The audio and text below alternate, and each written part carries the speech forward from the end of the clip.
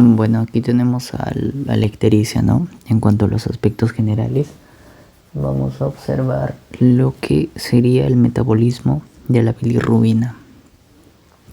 En primer lugar, aquí tenemos a la hematía, ¿no? Esto de aquí sería el hematíe. Como sabemos, el hematíe está compuesto por dos grupos en sí, ¿no? El grupo hemo y el grupo globina, ¿no? Por eso que tenemos al hematíe.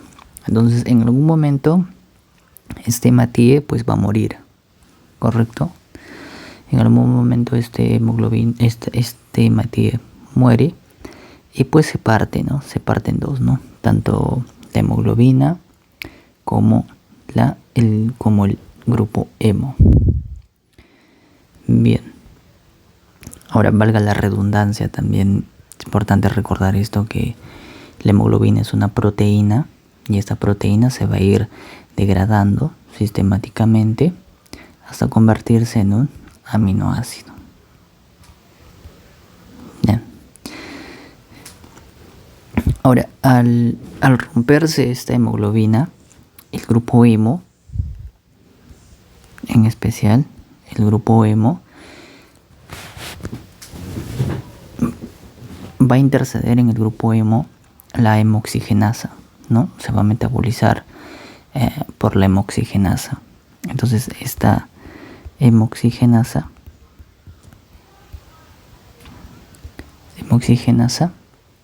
lo que va a ocasionar es que este grupo hemo se vuelva en biliverdina. Y asimismo, esta biliverdina se metaboliza. ¿Por quién? Se metaboliza por la biliverdina reductasa, en especial o en específico. Es decir, que en la biliverdina posterior a este actúa la biliverdina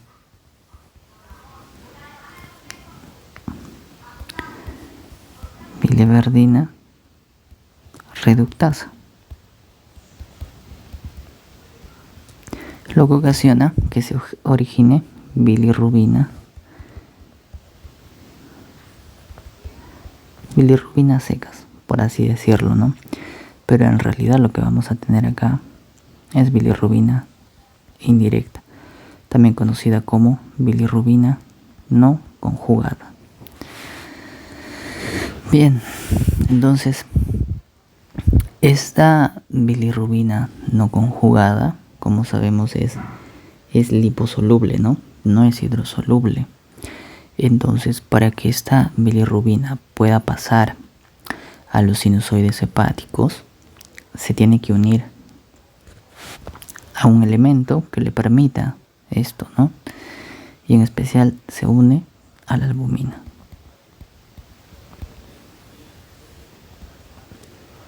Al unirse a la albumina, pues aquí lo que vamos a tener es que la albumina va a estar junto a la bilirrubina de predominio, bilirrubina indirecta. Entonces pasan a los sinusoides.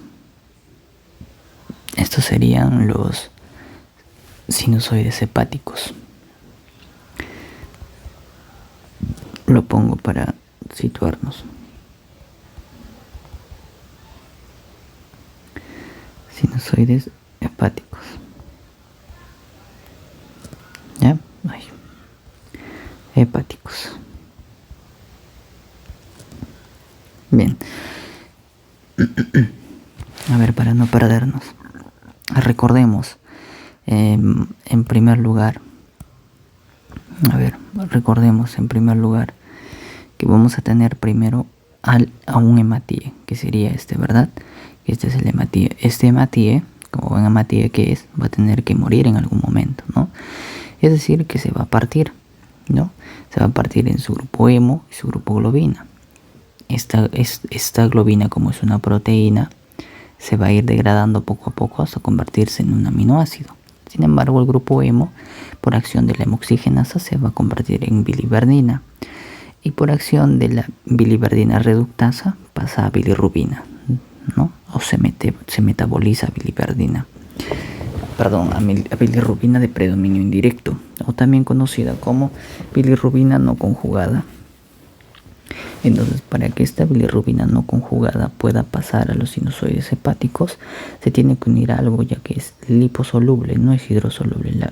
Aquí recordemos que la bilirrubina de predominio directo es hidrosoluble, pero sin embargo aquí nuestra bilirrubina indirecta es liposoluble, entonces se tiene que ir un elemento, que en este caso sería la albumina. La albumina se une con la bilirrubina y aquí ya puede pasar a los sinusoides hepáticos. Entonces entra el sinusoide hepático y dentro del sinusoide hepático aquí vamos a tener que entra a la albumina más la bilirrubina de predominio indirecto. Continúa su camino, ¿no? Continúa su camino y llega a un punto en donde llega al hepatocito. Es aquí en donde la albumina se separa, ¿no? O sea, la albumina se separa de la bilirrubina y la bilirrubina ingresa al hepatocito. La bilirrubina de predominio indirecto ingresa dentro del hepatocito. Y dentro del hepatocito sufre un proceso. Este proceso se llama proceso de, para no olvidarlo, se llama, a ver, vamos a ponerlo con otro colorcito, proceso de conjugación. Proceso de conjugación. Es gracias a este proceso de conjugación que nuestra bilirrubina indirecta se va a convertir en bilirrubina directa, específicamente.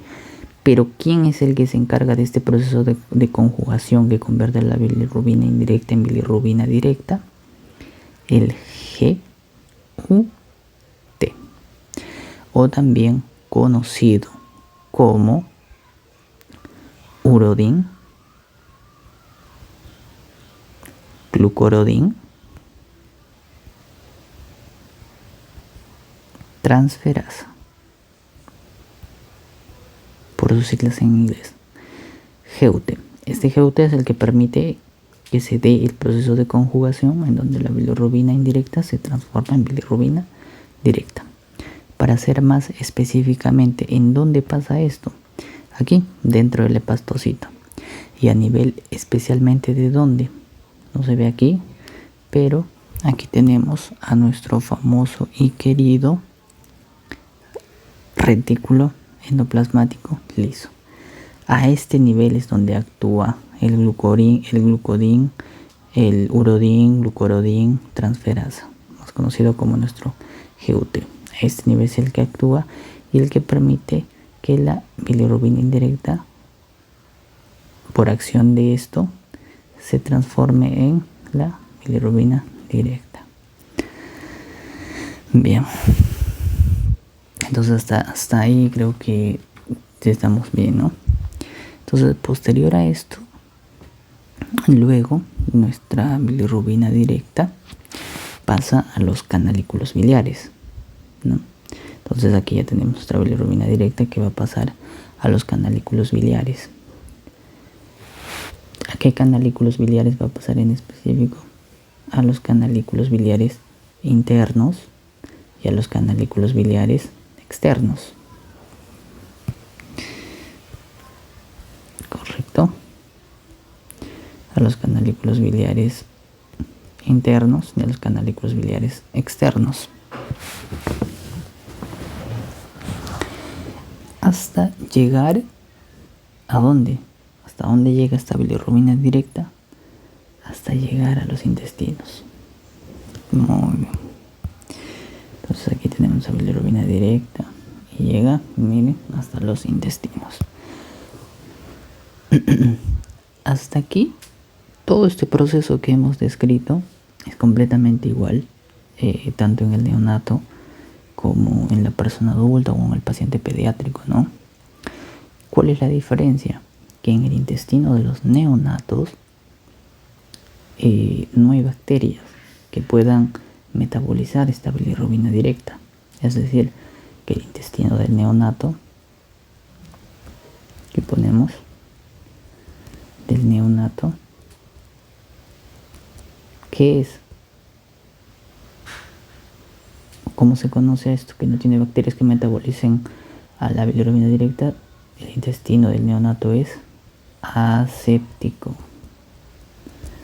Importante conocer eso. Bien, el intestino del neonato es aséptico, ¿no? Entonces, la bilirrubina, por ende, no se puede absorber, o sea, debería ser metabolizada por las bacterias, pero como no hay bacterias y el intestino del neonato es aséptico, ¿quién se encarga de metabolizar esto? ¿Quién se encarga de producir o de metabolizar la bilirrubina directa, ¿no? Pues de esto se encarga una enzima importantísima, que es la beta glucuronidasa.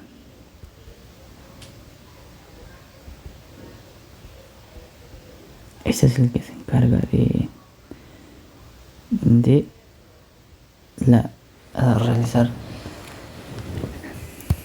metabolizar la bilirrubina. Listo. Entonces, se encarga de metabolizar la bilirrubina. ¿Y qué hace? Que esta bilirrubina directa, por acción de la beta glucuronidasa, se va a convertir en bilirrubina indirecta. Importante eso. Ahí sella bilirrubina indirecta. Entonces, acá hay un proceso de conversión, ¿verdad? Porque ha pasado de la bilirrubina directa ¿a qué? A la bilirrubina indirecta, ¿no? A este proceso se le llama proceso de desconjugación.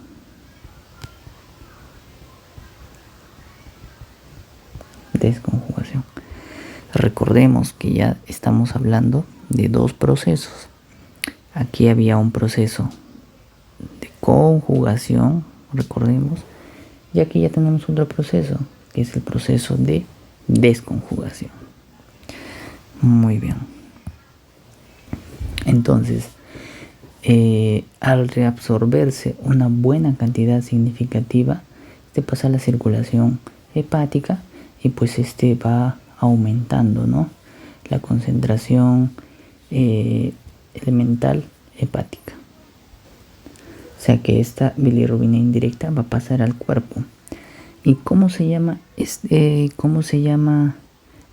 proceso? ¿No? Esto se llama el famoso CEH, conocido también como, ¿cómo no? ¿Qué es CEH? El CEH es la circulación enterohepática.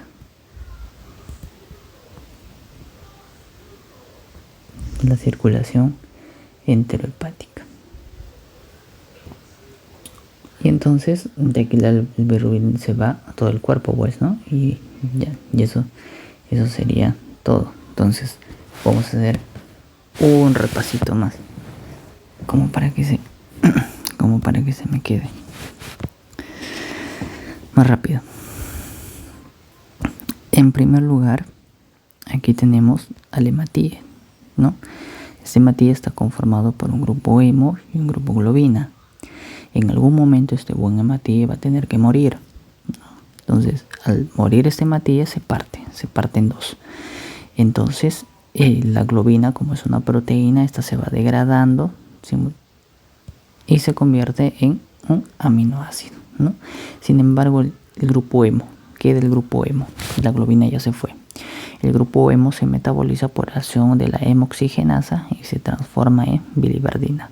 A su vez, esa biliverdina también recibe el estímulo de otro metabolito, que es la biliverdina reductasa.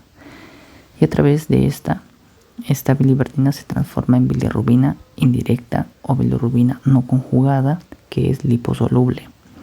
Esta bilirrubina indirecta o bilirrubina no conjugada tiene que pasar a los sinusoides hepáticos y después a los hepatocitos, ¿no? En el hígado, que es el reservorio de la bilirrubina. Pero, ¿qué pasa? Que como es liposoluble no puede ir sola, tiene que ir acompañada de alguien que le permita ese viaje. Ese elemento es la albumina. La albumina se une a la bilirrubina indirecta y por medio de esta pasa a los sinusoides hepáticos. En los sinusoides hepáticos, entonces en los sinusoides hepáticos ya está la bilirrubina acompañada de la albumina. Siguen su viaje y llega un momento cuando están cerca del hepatocito. Recordemos que este tubito es el sinusoide hepático, ¿no? Y esto es el hepatocito, ¿no? Todo este cuadrito es el hepatocito, este cuadro verde. Entonces, en el punto de unión, pues la albumina, a grandes rasgos, se separa de la bilirrubina y la bilirrubina ingresa en el hepatocito. Específicamente, ¿a nivel de qué? Aquí tenemos un hepatocito completo y a nivel del retículo endoplasmático liso actúa un elemento, ¿no? Que va a ser la urodin-glucurodin transferasa. Urodin-glucurodin transferasa, que actúa a nivel del retículo endoplasmático liso, que va a permitir que la bilirrubina indirecta se transforme en bilirrubina directa a nivel del hepatocito. Entonces esta bilirrubina directa viaja a los canalículos biliares, ¿no? Canalículos biliares internos y posteriormente a los canalículos biliares externos hasta llegar a los intestinos. En los intestinos cabe resaltar que no se puede metabolizar porque el intestino del neonato es aséptico, ¿no? Entonces aquí va a actuar una enzima que va a volver a convertir la bilirrubina directa en bilirrubina indirecta, que va a ser la enzima beta-glucuronidasa. Esta enzima beta-glucuronidasa va a producir que esta bilirrubina directa la metaboliza y se transforma en bilirrubina indirecta nuevamente. Entonces, si aquí teníamos un proceso de conjugación que era de bilirrubina directa a indirecta, pues aquí tendríamos un proceso de desconjugación que transforma bilirrubina directa en indirecta, ¿no? Y posterior a esto sigue su proceso a través de la circulación enterohepática, ¿no? Y bueno, ya se va al hígado, que es el reservorio, y posteriormente da pues el color amarillito, ¿no? Porque de ahí se distribuye ya. Ahora, entendiendo este cuadrito, tenemos aquí algunas consideraciones importantes.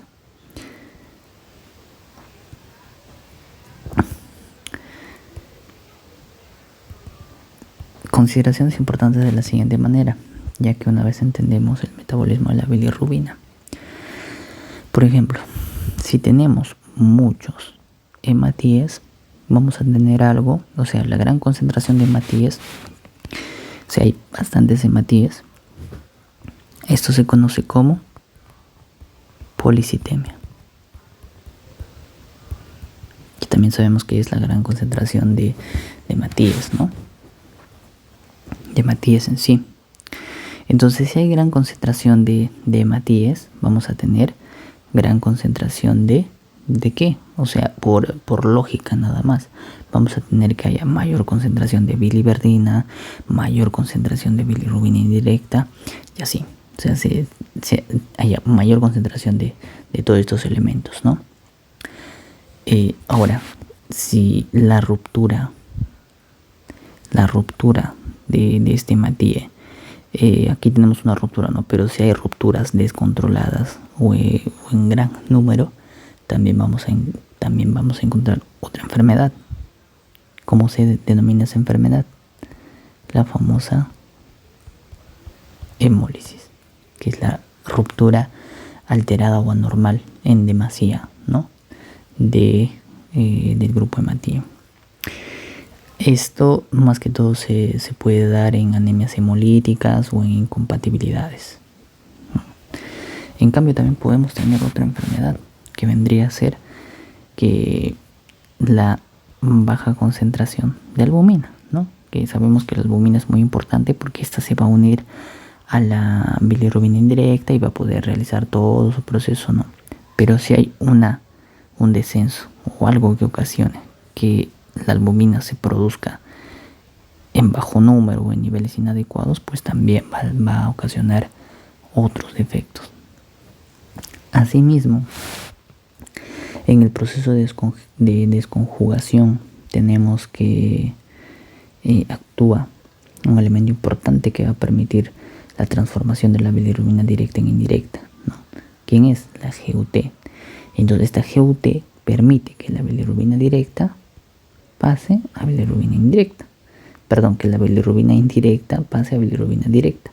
Pero si esta GUT se produce en niveles bajos o inadecuados, pues también ahí vamos a tener otra alteración. ¿Y cuál es la enfermedad en donde se causa esta o donde encontramos niveles bajos de GUT? En el síndrome de Gilbert. En el síndrome de Gilbert hay una menor concentración en los niveles de GUT. Pero también, así como hay una menor concentración, puede ser que no haya una menor concentración, sino puede ser que no haya nada de concentraciones o nada de producción de la GUT. Esto específicamente en la enfermedad o en el síndrome de Crigler-Najjar. En ese síndrome se encuentra esta patología, ¿no? En donde no se produce nada de GUT o urodín, glucurodín, transferasa, ¿no? Valga la redundancia, esto tiene dos tipos, tipo 1 y tipo 2.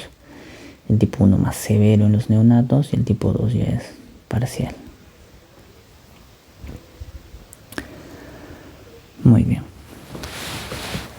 Entonces, bueno, es importante también decir, ¿no? Si bueno, aquí para razonar, pero por si se nos escapa. Si la albumina baja, ¿quién se va a producir en demasía? Pues la bilirrubina indirecta. Es obvio, ¿no? Entonces, niveles inadecuados de albumina que producen niveles excesivos de bilirrubina indirecta. Bien. Ahora,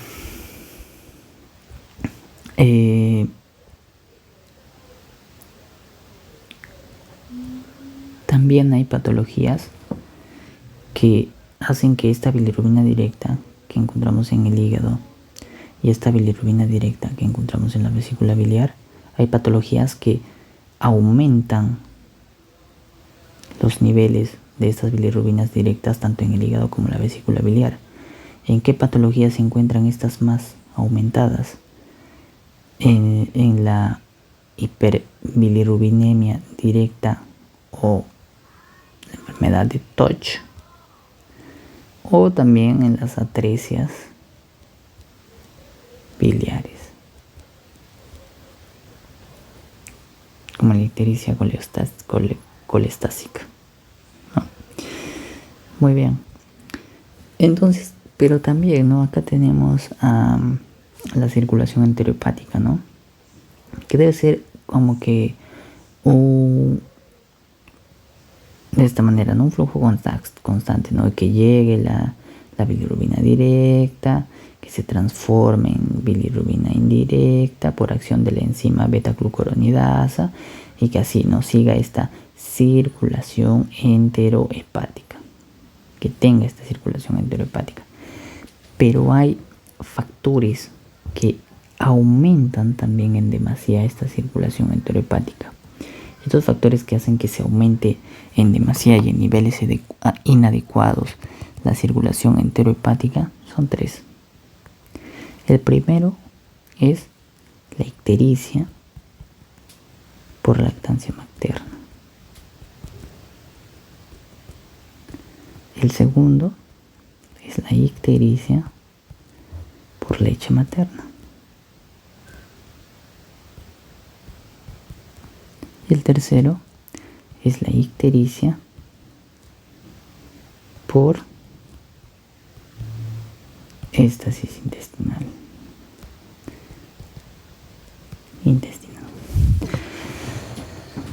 Muy bien. Bien. ¿De qué se trata la primera? ¿De qué se trata la ictericia por lactancia materna? ¿Qué es lo que pasa? Que cuando el bebé, ¿no? Tenemos un bebito. Entonces el bebito no toma correctamente o no toma o tiene problemas para tomar leche materna, ya sea por algún problema por mala postura, algún problema anatómico, defecto anatómico, o no tolera la viola, etcétera. Pues ¿qué pasa? Que el intestino o los intestinos siguen en movimiento, siguen peristálticos, ¿no?